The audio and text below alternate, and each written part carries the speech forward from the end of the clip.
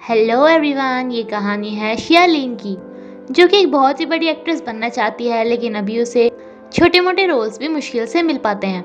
हाल ही में इसे पता चलता है कि इसे ल्यूकेमिया नाम की बीमारी है, जो कि एक ब्लड डिसीज होती है। कुछ घंटों पहले की ही बात है जब शियालिन हमारे एक्टर लिन्यू, जो कि एक बहुत बड़ा बिजनेसमैन है, इसकी पर्सनल कार को टैक्सी समझ के बैठ जाती है। एंड चूयान, जिसका कि लिन्यू वेट कर रहा था, वो यहीं पे ही रह जाता है, जिससे इस बात पे बड़ा गुस्सा आता है। शियालिन को लिन्यू थोड़ा फैमिलियर लगता है। लिन्यू भी उससे यही बात बोलता है, जिस पे सिया उसे कहती है कि तुमने मुझे ड्रामा में देखा होगा, मैं 28th एपिसोड में मेड बनी थी, जिसे कि जहर देकर मार दिया गया था। कुछ देर बाद जब शिया को पता चलता है कि वो किसी की टैक्सी में नहीं बल्कि लिन्यू की पर्सनल कार में है, तो इसे बड़ा ही एम्बैरेसिंग फील होता है। ये यहीं पे ही उतरना चाहती थी, लेकिन लिन्यू उसे रोक लेता है कि तुम जहाँ पे जा रही हो हमें भी वहीं पे जाना है, तो हम एक साथ जा सकते हैं।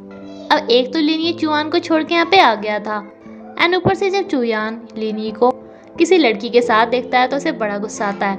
एंड वो लिन्यू से बिल्कुल ऐसे लड़ रहा था जैसे कि ये इसकी गर्लफ्रेंड है। इत्तेफाक से कंपनी चूकी ही थी, जहाँ पे शिया उसे ऑडिशन देने आती है एक एडवर्टाइजमेंट में रोल प्ले करने के लिए। लेकिन चुयान को तो इस पे पहले से ही काफी गुस्सा आ रहा था, एंड इस रोल के लिए वो किसी और को सेलेक्ट कर लेता है। इन सब बातों से परेशान होकर, थक हार कर शिया अपने बॉयफ्रेंड के पास आती है, जहाँ पे इसे पता चलता है कि इसका बॉयफ्रेंड इसे चीट कर रहा है, बल्कि ये लड़की भी शिया की ही कॉलेज फ्रेंड थी। शिया इन दोनों को गुस्से में बोल के चली जाती है कि तुम दोनों चीटर्स को एक साथ ही रहना चाहिए। एंड इन सभी परेशानियों के साथ शिया को अब अपनी बीमारी का भी पता चला था। इसी हॉस्पिटल में लिन्यू की दादी भी एडमिट थी। इन दोनों की बातों से हमें पता चलता है कि लिन्यू की मॉम उसे छोड़कर चली गई थी, इसके बाद वो किसी पे भी ट्रस्ट नहीं कर पाता। लिन्यू की दादी बस अपने मरने से पहले उसकी शादी देखना चाहती थी, जिस बात को लेकर ये काफ़ी ज़्यादा परेशान रहती हैं। बल्कि उन्हें तो ये भी लगता था कि लिन्यू सिर्फ इसलिए तक सिंगल है क्योंकि वो अपने बचपन की फ्रेंड एंड्रान के लौटने का वेट कर रहा है, जिसे वो लाइक करता है। लेकिन ऐसा बिल्कुल भी नहीं था। शियालिन को पता चलता है कि उसका इलाज सिर्फ तभी हो सकता है जब उसे कोई बोन मैरो दे, लेकिन ये बात शियालिन को भी मालूम थी कि मैचिंग बोन मैरो मिलने के चांस 1% होते हैं। डॉक्टर एक मैचिंग बोन मैरो वाले पर्सन को जानते तो थे, लेकिन वो अपना मैरो डोनेट करने के लिए तैयार नहीं था। एंड डॉक्टर ऐसे किसी की इन्फॉर्मेशन शियालिन को देने के लिए तैयार नहीं था, बट शिया चोरी से इस पर्सन का नाम देख ही लेती है।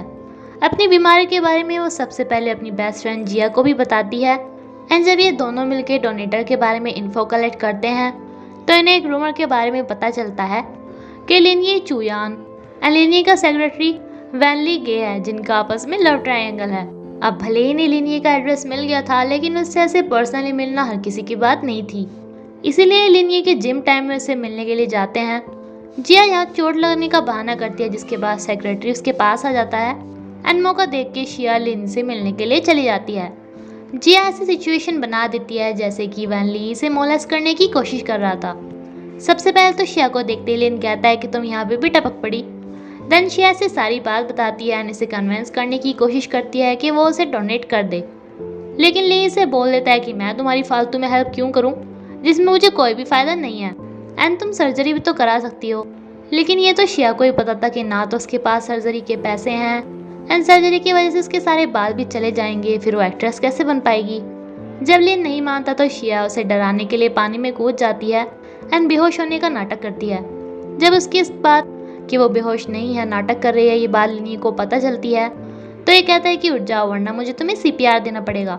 एंड ऐसा करते ही शिया एकदम से उठ जाती है। अब उसका ये प्लान तो फ्लॉप हो जाता है, लेकिन इसके बाद भी वो हर ट्राई करती है कि किसी तरह से वो लिन को कन्विंस कर ले, लेकिन उसे कहीं भी मौका नहीं मिलता। एंड उसकी इन सारी एक्टिविटीज़ पे लिन सीक्रेटली उस पर नज़र रखे हुए था। देन लास्ट में जाके लिन के शिया को दर्शन होते हैं एंड लिन उसकी हेल्प करने के लिए मान जाता है, लेकिन एक कंडीशन पे कि शिया को सीक्रेटली लिन से कॉन्ट्रैक्ट मैरिज करनी होगी। अब ऐसे शादी करना बच्चों का काम तो नहीं था, एंड शिया को ये भी समझ में नहीं आ रहा था कि लिन ने उसे ही क्यों चुना।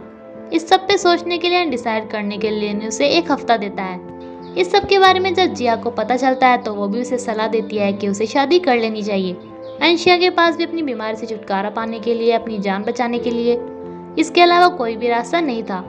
चुयान लिन की ज्वेलरी ऑक्शन में जाने वाला है, जिसपे उसके पापा उसे कॉल करके कहते हैं, उसे ऑक्शन में आई मिस वांग से मिलने के लिए कहते हैं, जो कि काफ़ी ज़्यादा अमीर थी, बट चुयान को उसमें बिल्कुल भी इंटरेस्ट नहीं था। शिया भी लिन के दिए हुए एड्रेस पे आ जाती है, जहाँ पर चुयान को उसे देख के लगता है कि शायद वो उससे रोल मांगने के लिए आई है, लेकिन वो बोल देता है कि मैं तुम्हें रोल बिल्कुल नहीं दूंगा क्योंकि मैं तुम्हें बिल्कुल भी लाइक नहीं करता। शिया भी उसे गे समझ के बोल देती है कि मैं भी तुम्हारे जैसे पर्सन को बिल्कुल भी लाइक नहीं करती। तभी जब शिया वैन ली के साथ यहाँ से जाती है तो चुयान को पता चल जाता है कि पक्का शिया को लिन ने ही बुलाया है। लिन ही बिना शिया की बात सुने उसे आज होने वाले ज्वेलरी ऑक्शन में चलने के लिए कहता है अपना पार्टनर बनके, जिसके लिए इसे अलग अलग ड्रेस ट्राई करवाता है। एंड ऑक्शन का सबसे मेन नेकलेस भी इसे पहनाता है, जबकि शिया को डर लग रहा था कि कहीं उससे खो न जाए जिसके बदले में उसे पैसे देने पड़े। मिस वांग भी यहाँ पे चुयान से मिलती हैं एंड शिया को लिन के साथ देखकर यहाँ पे आए शिया का एक्स एंड उसकी गर्लफ्रेंड चिढ़ जाती हैं। शिया एक नेकलेस को देख रही होती है, तभी चुयान आके उसे कहता है कि मुझे पता है तुम रोल पाने के लिए ही लिन के साथ हो ना। ये बातें कर ही रहे होते हैं कि मिस यांग यहाँ पे आ जाती है एंड उससे अपना पीछा छुड़ाने के लिए चुयान शिया के साथ कुछ ज़्यादा ही चिपकने लगता है, जिसे देखकर मिस यांग चिढ़ के यहाँ से चली जाती हैं एंड शिया भी गुस्से में चली जाती है। शिया का एक्स एंड उसकी गर्लफ्रेंड शिया की इंसल्ट करने लगते हैं एंड इसीलिए अपने बॉयफ्रेंड से वही नेकलेस खरीदने के लिए कहती है जो कि शिया ने पहना हुआ है। अपना नेम रजिस्टर करा के शिया से उसका नेकलेस मांगने लगते हैं, बट लिन शिया को रोक के इस नेकलेस की कॉस्ट बताता है, जो कि इन दोनों की खरीदने की औकात तो थी ही नहीं। इन्होंने तो बस ये सोच के कि शिया ने इसे पहना है तो सस्ता ही होगा, इसके लिए रजिस्ट्री भी करवा ली थी। लेकिन जब इन्हें पता चलता है कि ये लिन यी ने इसे दिया है, जो कि कंपनी का सीईओ है, तो पैसे ना होने की वजह से इन नेकलेस से पीछा छुड़ाना भारी हो जाता है, जिसके लिए लिन से रिक्वेस्ट करने लगते हैं। देन लिन इन दोनों को शिया से माफ़ी मंगवाता है, तब जाके वो उनकी रजिस्ट्री कैंसिल करता है। शिया लिन को ये नेकलेस वापस कर देती है एंड लिन इसे बताता है कि वो शादी के बाद इसे प्यार तो नहीं दे पाए, बट अपनी जिम्मेदारी बहुत अच्छे से निभाएगा। लिन के पास उसकी दादी की कॉल आती है, जो कि वो शिया से पिक कराता है। दादी सुन के बहुत ही ज़्यादा खुश हो जाती है कि लिन किसी लड़की के साथ है, उन्हें तुरंत ही अपने पास बुलाती है।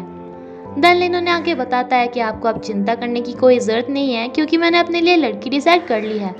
लिन यहाँ पे शिया की बीमारी का भी चेकअप कराता है और उसे दवाइयाँ देता है। शिया को भी दादी से मिलकर समझ में आ गया था कि लिन उन्हीं की वजह से उससे शादी कर रहा है। देन शिया उसे बता देती है कि वो इस शादी के लिए मान गई है।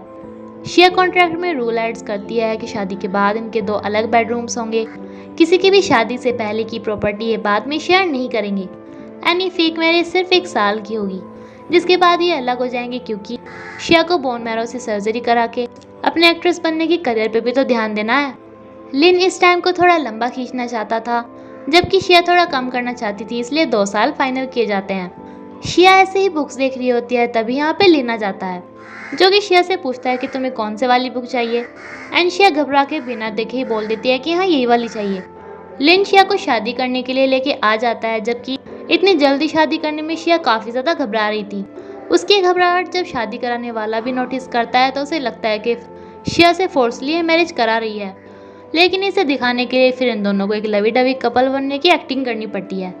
जैसे तैर से ये मैरिज हो जाती है, जिसके बाद शिया कहती है कि लोग प्यार के लिए मैरिज करते हैं, लेकिन मुझे अपनी ज़िंदगी बचाने के लिए शादी करनी पड़ रही है। अगर तुम मेरी जगह होते तो क्या तुम भी ऐसा कर लेते? बट लेने से कहता है कि नहीं, मैं ऐसा नहीं करता क्योंकि मेरे पास बहुत सारे पैसे हैं। देन ये दोनों डिसाइड करते हैं कि अच्छे से एक दूसरे के साथ कोऑपरेट करेंगे एंड इसी के साथ ये एपिसोड यहीं पे खत्म होता है फ्रेंड्स। Thank you.